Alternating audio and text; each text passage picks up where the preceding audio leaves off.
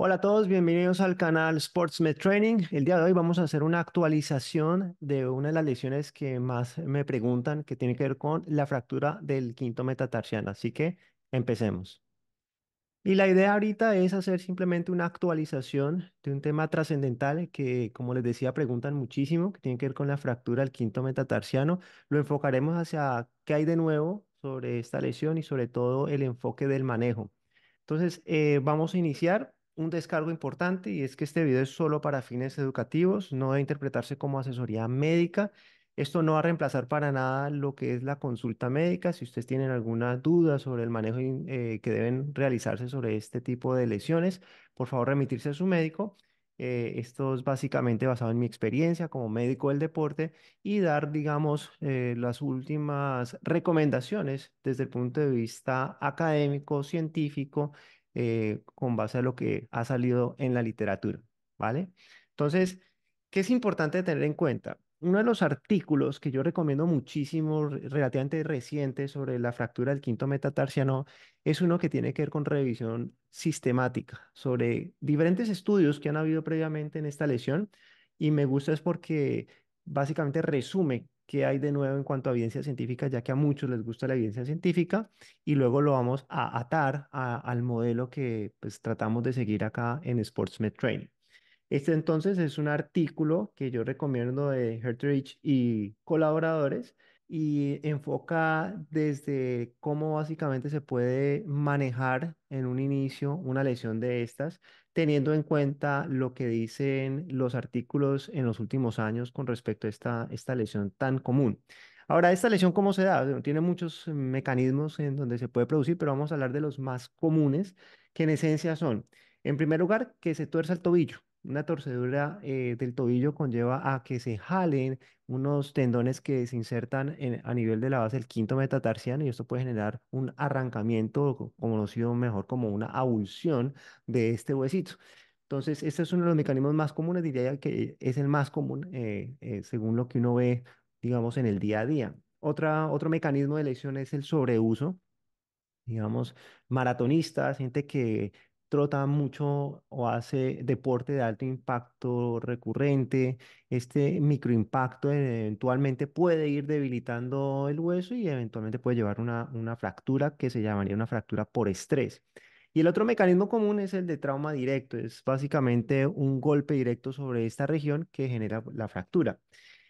Si hablamos de estadísticas, aquí ustedes en esta gráfica van a darse cuenta en dónde se ubican principalmente las lesiones, en primer lugar en el pie, en donde sabemos que la fractura del quinto metatarsiano pues, es la fractura más común que ocurre en el pie, en los huesos del pie.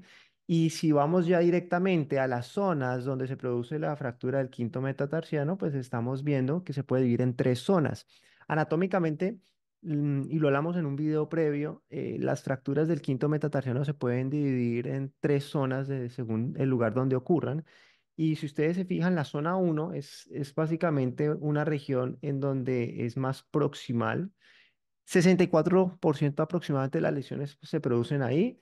Luego en la zona 2 tenemos un 23% y en la zona 3, que es ubicada un poquito más distal, en este hueso es alrededor del 12,9% de todas esas fracturas del quinto metatarsiano específicamente hablando.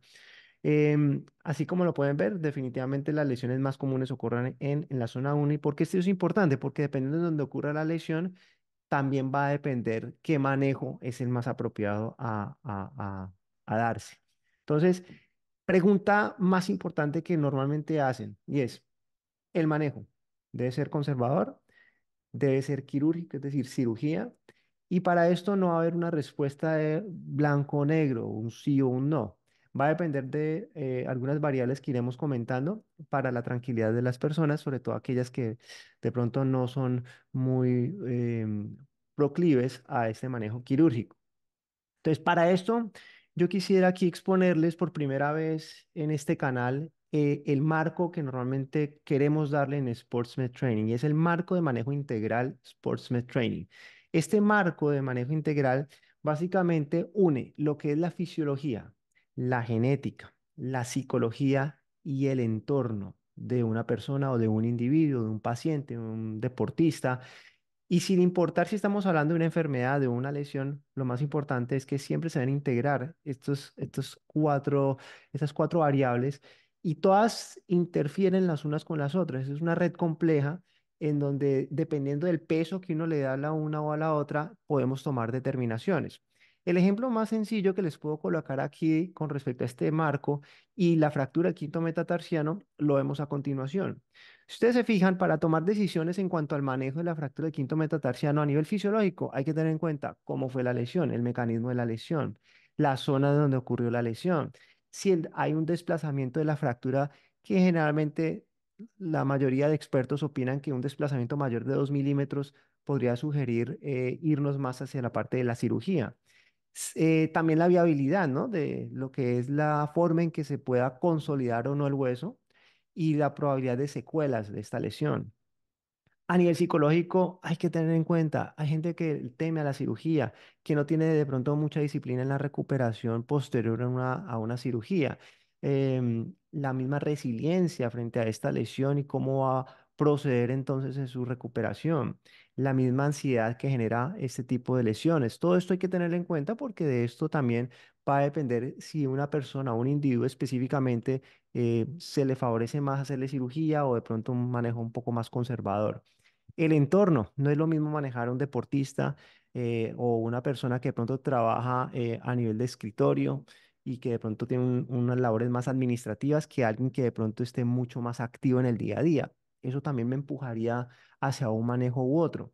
El mismo sistema de salud, no en todos los países del mundo tienen un sistema de salud en el cual yo pudiera estar tranquilo y que yo sé que en cuestión de días o semanas me pueden estar operando. El mismo estado financiero de la persona que de pronto no tiene cómo suplir los gastos de una cirugía. Y la genética, indudablemente, es un factor que hay que tener en cuenta. Hay personas que tienen deformidad del pie, de pronto un arco muy pronunciado, que puede ser más proclive a tener fracturas de este tipo. O inclusive personas con una baja densidad ósea o que sufre de osteoporosis, osteopenia. Entonces ahí entra ese juego ahí. La misma edad del sujeto es un factor que yo debo tener en cuenta dentro de este marco de manejo integral. Entonces yo cuando evalúo a un individuo o a un paciente o a un deportista, y es lo que les sugiero a todos los que tratan este tipo de lesiones. Hay que tener en cuenta todos estos factores, estas variables y hacer un manejo integral, ¿no? Y ya dependiendo de cuál pese más, ya tomamos decisiones en cuanto a cuál va a ser el tratamiento a seguir. Entonces, en esencia, si yo tengo todos estos factores en cuenta, yo miro a ver si el manejo es más apropiado a nivel quirúrgico o es mejor a nivel conservador, pero digamos que yo puedo concluir algunas cosas. Si la zona de la lesión fue en la zona uno y 2, la mayoría de evidencia científica va más hacia un tratamiento netamente conservador. Se puede hacer un tratamiento funcional temprano. El tratamiento funcional temprano, digamos que se centra en que haya cierto grado de apoyo, o sea, no se retira totalmente el apoyo. Se utilizaría de pronto una bota ortopédica, por ejemplo. Y existe la posibilidad ya de hacer una inmovilización completa con retirar lo que es el apoyo y eso se puede pues hacer a través de muletas y pues una bota de yeso o alguna otra alternativa, pero sin apoyo alguno. Entonces cualquiera de estas dos es algo manejable, se puede hacer en las lesiones de zona 1 y 2 que como ya habíamos hablado son las lesiones que normalmente más vamos a ver frecuentemente. En zona 3, la mayoría de la evidencia científica sí está en favor de la cirugía, sobre todo porque en zona 3 puede haber ciertos problemas en cuanto al flujo sanguíneo y la posibilidad de consolidación o mejoría de esta fractura. Entonces, en esos escenarios, tal vez el tratamiento quirúrgico puede ser la mejor opción. Si hay un desplazamiento mayor de 2 milímetros, también lo habíamos comentado, o de pronto hay un compromiso de la articulación, optamos de pronto por la cirugía.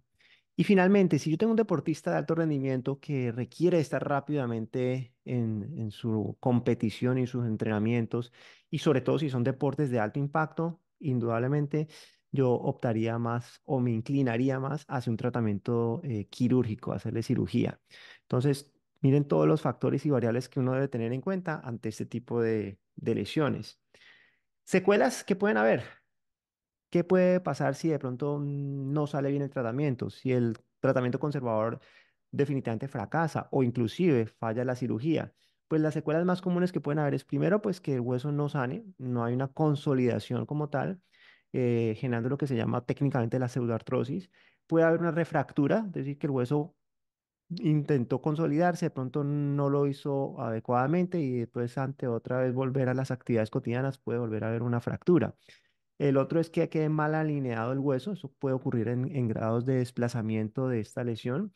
Y esto puede generar múltiples problemas, ¿no? De dolor durante mucho tiempo, o sea, dolor crónico, de dificultad para caminar. La misma biomecánica de la marcha puede estar alterada y esto a la vez conlleva a otro tipo de lesiones nuevas producto de esta biomecánica alterada. Y la artrosis con el paso de los años es algo que se puede ver, un desgaste de la articulación que también puede generar dolor durante mucho tiempo. Es otra de las situaciones más comunes que uno puede ver en la fractura del quinto metatarsiano. Y fracturas de este tipo, ¿cuánto pueden demorar en recuperarse? ¿Al cuánto tiempo? Pregunta mucha gente que yo puedo volver a, a mis actividades cotidianas o a mis actividades deportivas. Varía mucho, cada individuo tiene una recuperación diferente, depende mucho de la terapia, de si fue disciplinado o no en su recuperación, si se cuidó, si se inició un tratamiento oportuno. Pero digamos que podríamos generalizar en donde, pues, cuando no hay necesidad de cirugía o no hubo una necesidad de una intervención quirúrgica, normalmente con un buen manejo a las 6 a 9 semanas las personas pueden volver a sus actividades cotidianas. Puede, eso sí, persistir leve dolor, una leve molestia, inclusive mucho tiempo después de este periodo de tiempo. Hay que recordar que la gente piensa que cuando el hueso ya se consolida, ya quedó como nuevo. No, el hueso demora aproximadamente un año en volver a su estado normal, a como estaba al menos previo a estas fracturas. Entonces, toma tiempo. Ahora, esta molestia, este dolor es muy relativo, pero sí puede durar inclusive varios meses posterior a que ya se había visto radiológicamente que esta lesión se consolidó como tal. Y si una persona opta por cirugía, el tiempo de recuperación también puede variar, pero oscila más o menos entre 8 a 10 semanas para ya volver a sus actividades cotidianas o deportivas, al menos en un periodo en donde va a empezar a reacondicionarse el atleta si estamos hablando de deportistas de alto rendimiento. Y en ese escenario de los deportistas específicamente de alto rendimiento, no es de que a las 10 semanas ya está compitiendo, es muy probable que después de este periodo de tiempo tiene que pasar por un proceso de reacondicionamiento físico o un proceso también de readaptación deportiva con el objetivo de que pueda volver a entrenarse común y corriente y pueda volver a la competición, es lo que llamamos lo que es ya el alta deportiva y el alta competitiva, que son dos escenarios muy diferentes cuando tratamos a esos deportistas. Conclusión importante, siempre, y es lo ideal, las imágenes radiológicas de control, ojalá las 4 semanas u 8 semanas si son necesarias, son importantes, son fundamentales en el seguimiento para ver si que todo vaya muy bien y que el proceso de rehabilitación y fisioterapia son fundamentales también. Todo lo que se haga durante el proceso de fisioterapia y rehabilitación, entre ellas el fortalecimiento, el mejoramiento de la propiocepción, el equilibrio, todo hace parte de un proceso integral de recuperación ante este tipo de fracturas. Eso era, digamos, en esencia lo que les quería comentar en el día de hoy. Espero que haya sido de aporte para todos ustedes. No olviden suscribirse al canal, poner ahí activar sus notificaciones para cuando haya nuevo contenido y cualquier cosa se pueden comunicar conmigo. Aquí están los medios por los cuales nos pueden seguir. Así que hasta la próxima.